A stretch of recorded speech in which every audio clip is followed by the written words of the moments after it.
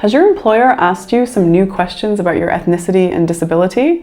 That may be because of new requirements coming in from 2027 for large employers.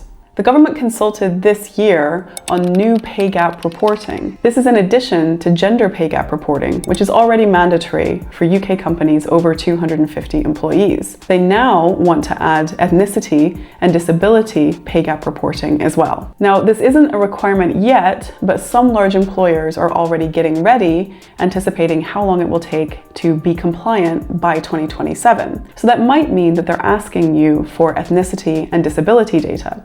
Here's what they're going to collect. So far, our understanding of collection is that for disability, it will be a simple yes or no.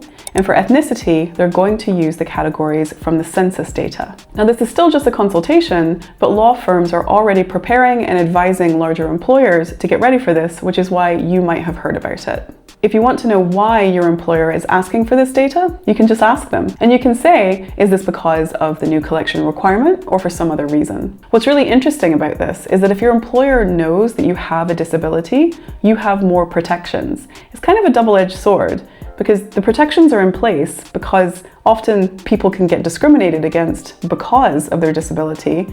But if your employer knows about the disability, then you have more protections against discrimination. It'll be really interesting to see how this new mandatory reporting interacts with whether or not people are comfortable disclosing their disability and whether there's an opt-out option.